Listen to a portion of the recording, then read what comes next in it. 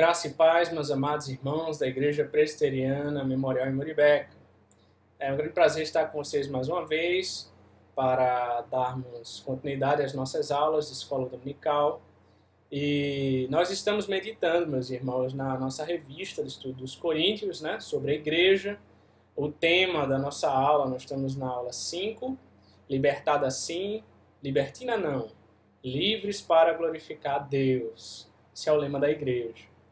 E eu gostaria de convidar você a abrir comigo a sua Bíblia em 1 Coríntios 10.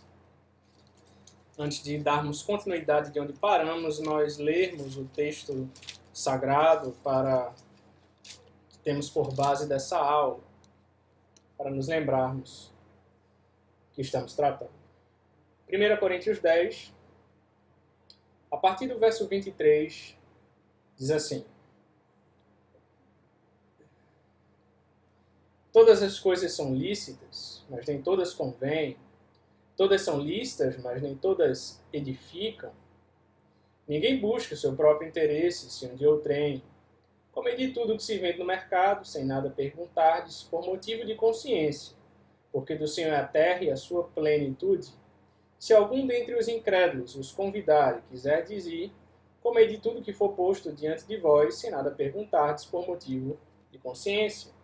Porém, se alguém vos disser, esta é coisa sacrificada a ídolo, não comais, por causa daquele que vos advertiu e por causa da consciência. Consciência, digo, não a tua propriamente, mas a do outro. Pois porque há de ser julgada a minha liberdade pela consciência alheia? Se eu participo com ações de graças, por que hei de ser vituperado por causa daquilo por que dou graças? Portanto, quer comais, quer bebais ou façais outra coisa qualquer, fazei tudo para a glória de Deus. Não vos torneis causa de tropeço, nem para judeus, nem para gentios, nem tampouco para a igreja de Deus. Assim como também eu procuro em tudo ser agradável a todos, não buscando o meu próprio interesse, mas o de muitos, para que sejam salvos.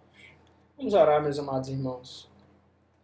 Senhor Deus amado, obrigado pela tua santa e bendita palavra. Obrigado, Pai, pela tua instrução, Senhor, que o Senhor nos dá por meio dela. Obrigado, Pai, porque está diante de nós os caminhos de vida, Pai, que o Senhor nos mostra, nos direciona, nos guia por meio da tua palavra. Ajuda o teu povo a compreendê-la. Ajuda o teu povo a seguir os seus passos. Ilumina as nossas mentes, ó Deus. Nós queremos compreender a tua lei e aplicá-la às nossas vidas. É o que nós te rogamos em nome de Jesus. Amém. Amém, irmãos. Então nós vimos a introdução dessa aula sobre a igreja, né? Falando da nossa liberdade. Nós tratamos do segundo ponto, liberdade em Cristo, e nós falamos também sobre a liberdade para desfrutar da criação. Nós podemos comer de tudo que se vê no mercado, sem nada perguntar, por motivo de consciência, porque do Senhor é a terra e a sua plenitude. Porém, no quarto ponto, nós vimos que a nossa liberdade é limitada. Todas as coisas são lícitas, mas nem todas convêm. Todas são lícitas, mas nem todas edificam. Nós tratamos sobre isso na última aula. Então, o quinto ponto, irmãos, em diante, é o que eu quero tratar com vocês hoje. A liberdade de Cristo. Então, verso 24, 32 e 33 diz o seguinte: Ninguém busca o seu próprio interesse, e sim o de outrem. Não vos torneis causa de tropeço nem para judeus, nem para gentios, nem tampouco para a igreja de Deus. Assim como também eu procuro em tudo ser agradável a todos, não buscando o meu próprio interesse, mas o de muitos, para que sejam salvos. Paulo viveu desse modo. Ele se adaptava aos mais diversos ambientes, com a finalidade de apresentar a Cristo. Assim como também, veja 1 Coríntios 9, assim como também eu procuro em tudo ser agradável a todos, não buscando o meu próprio interesse, mas o de muitos para que sejam salvos. 1 Coríntios 10, 33, ele disse isso. E isso nada tem a ver com flexibilizar a ética cristã e ceder ao mundo. Ele apenas afirma que seu ministério estava centrado em promover a edificação dos outros, em vez de satisfazer a seus próprios desejos. Paulo chama a atenção para Cristo ao iniciar em 1 Coríntios 11 que a sua vida é apenas um reflexo da vida de Jesus. Que você possa dizer, faça como eu fiz, porque estou fazendo como Cristo fez isso. Sigam-me, pois eu estou seguindo a Cristo. Sejam meus imitadores, como também sou de Deus. Paulo disse isso. Veja, Jesus sempre se portou intencionalmente em seu ministério terreno para edificar pessoas. Ele não procurou o seu próprio bem, mas o dos outros, sendo um exemplo de abnegação. Ele fez tudo pelo louvor e honra de seu Pai, não fazendo ninguém tropeçar. Quando agimos como ele, somos verdadeiramente livres. Ser livre é amar e abdicar-se de si mesmo para não ferir a consciência de ninguém. Você entende, meus irmãos, a preocupação de Paulo era essa. Ele estava preocupado com a salvação de muitos. Ele estava preocupado com a vida dos seus irmãos. Ele estava preocupado com a edificação do povo de Deus. Ele estava preocupado com a glória de Deus, a ponto de renunciar a si mesmo. Seus gostos, suas liberdades, as suas preferências. Ele renunciava em favor do bem da igreja e da glória de Deus. Essa é a liberdade de Cristo, irmãos. Agora veja o propósito da liberdade. Já destacamos no verso 31 que o alvo da liberdade, balizada pelo amor, é a glória de Deus. Após escrever, não vos torneis causa de tropeço, nem para judeus, nem para gentios, nem tampouco para a igreja de Deus. Em seguida, o apóstolo sublinha que tudo deve promover a glória do Senhor. A liberdade cristã tem como finalidade trazer outros para a salvação e dar louvor a Deus. Não podemos permitir que questões pessoais afetem a obra divina. Não podemos permitir, meus irmãos, que sejamos causa de tropeço para ninguém. Para ninguém, meus irmãos. Esse é o custo do discipulado. Veja, tem um texto que diz o custo do não discipulado, Ricardo Barbosa de Souza. Se o custo do discipulado é alto, já imaginou o custo do não discipulado? Se amar o inimigo é difícil, tente odiá-lo. Se honrar pai e mãe é custoso, pense na possibilidade de não fazê-lo. Se viver em obediência a Cristo, renunciando o pecado, exige muito, procure ignorar isso. Não considerar os mandamentos de Cristo, seu magnífico ensino no Sermão do Monte, seu chamado para a renúncia ao pecado e a necessidade de diariamente tomar a cruz da obediência para segui-lo, tem um custo incalculavelmente maior. Pagamos alto preço pela graça barata. Nossas famílias sofrem por causa dela. Nossos filhos encontram-se confusos e perdidos. A nação afunda-se na lama da corrupção, da violência e da promiscuidade. Nossas igrejas transformaram-se em centros de entretenimento religioso, com um comércio de falsas promessas em troca de um evangelho sem cruz e de um reino onde cada um é seu próprio rei. Cada um faz o que bem entende. O chamado de Cristo para sermos seus discípulos com seu alto custo é o único caminho possível para a liberdade, a única opção para a verdadeira humildade, a única esperança para a nossa sociedade enferma. Se seguir a Cristo exige muito, lembre que não segui-lo vai lhe custar muito mais. Muito mais. Vai custar a tua vida, a vida da tua família, a vida das pessoas que você ama. Sétimo ponto, irmãos, mensagem para hoje. Primeiro, letra A. Você é livre em Cristo. Existem muitos movimentos cristãos que sobrecarregam os crentes com ordenanças que não vêm de Deus. Isso nos lembra o farisaísmo, né? Não caia no erro de achar que o amor de Deus depende de usos e costumes. Jesus expressamente indicou que aquilo que contamina o homem não é o que entra na boca, mas o que sai. Isso é o que contamina o homem, em Mateus 15:11.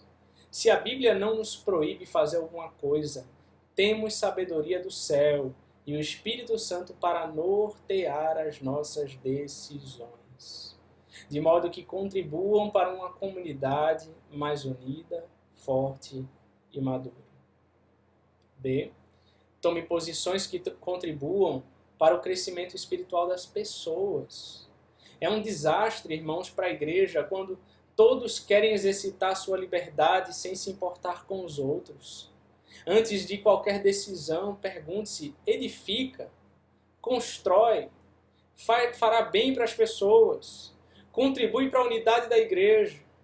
Precisamos nos importar, irmãos, com a comunidade da qual fazemos parte. Jesus disse a seus discípulos: é inevitável que venham escândalos, mas ai do homem pelo qual eles vêm. Melhor fora que se lhe pendurasse o pescoço uma pedra de moinho, e se fosse atirado no mar, do que fazer tropeçar um desses pequeninos. Diz Lucas 17:1-2. Longe de nós, irmãos, fazer alguém tropeçar, ser causa de tropeço para os nossos irmãos. Será cobrado, o Senhor nos cobrará. Letra C. A liberdade em Cristo é liberdade para viver em santidade. Essa é a liberdade que temos em Cristo. Não é para fazer qualquer coisa. A salvação gera no coração um desejo intenso e uma determinação incansável de buscar a vontade de Deus em tudo. A graça salvadora é santificadora. Em 1937, irmãos, o teólogo alemão Dietrich Bonhoeffer publicou o seu famoso livro Discipulado, muito conhecido, uma exposição do Sermão do Monte, na qual ele comenta o que significa seguir a Cristo. Então o contexto era a Alemanha no início do nazismo. Sua preocupação era combater o que ele chamou de graça barata, essa graça que oferece perdão sem arrependimento, comunhão sem confissão, discipulado sem cruz, uma graça que não implica obediência e submissão a Cristo. Essa é a graça barata. A verdadeira compreensão da graça, por outro lado, ela nos liberta da nossa libertinagem e nos transforma em escravos de Cristo, que é a verdadeira liberdade. O cristão sabe que a sua liberdade envolve responsabilidade. O discípulo maduro utiliza a sua consciência para abençoar pessoas. Algo que é bom para nós pode ser um obstáculo aos outros. Uma igreja madura é livre em Cristo para usar tal liberdade com responsabilidade. O bem-estar do povo de Deus deve regular as nossas atitudes, irmãos. Devemos procurar o que realmente contribui para a edificação dos irmãos, em vez de permanecermos obstinados em realizar o que queremos. Aplicação, irmãos. Jesus Cristo, ele deu o maior exemplo do que significa buscar o bem do próximo. Ele nos inspira e nos motiva a considerar sempre a edificação das pessoas em primeiro lugar, no que fazemos ou falamos. Jesus usou a sua liberdade para nos salvar e por nós passou fome, ele teve sede, ele foi traído, abandonado, crucificado, morto, sepultado, mas ele ressurgiu para nos livrar da condenação. Sigamos os seus passos. Olhe para Cristo, meus irmãos. Ele é o maior exemplo. É o exemplo dele que Paulo usa quando Paulo vai instruir a igreja quanto à unidade em Filipenses 2. E aí ele diz: olhem para Cristo. Mesmo sendo Deus, não julgou como usurpação ser igual a Deus. Antes a si mesmo se esvaziou e assumiu uma forma humana. Ele foi como um servo e se tornou homem. Ele se humilhou e foi obediente até a morte de cruz. Que nós possamos ter esse mesmo sentimento de humildade, de procurar o bem do meu próximo antes do meu próprio bem. Procurarmos viver, meus irmãos, para a glória de Deus e para o bem da igreja. Que Deus nos ajude. Vamos orar. Senhor Deus, Pai amado, obrigado, Senhor, pela Tua palavra. Obrigado por mais essa aula, Pai, por nos instruir. Obrigado porque o Senhor é bom, Pai, Sua misericórdia dura para sempre. E o Senhor nos instruiu, Pai, através dessa aula, que a liberdade que nós temos no Senhor, a liberdade que temos em Cristo, é uma liberdade para a santidade. É uma liberdade que não é para fazermos o que bem entendemos, sem dar a mínima para a igreja, para a glória de Deus, para o bem dos meus irmãos. Não é isso. Nós somos livres em Cristo, mas livres para viver para a glória de Deus, para renunciar quando necessário muitas coisas em favor dos outros, para que meu irmão não venha tropeçar e cair. Por amor, aqueles que hão de ser salvos. Ó Senhor, nos ajuda, Pai, a viver dessa maneira. Em nome de Cristo nós oramos. Amém. Que Deus te abençoe, meu irmão.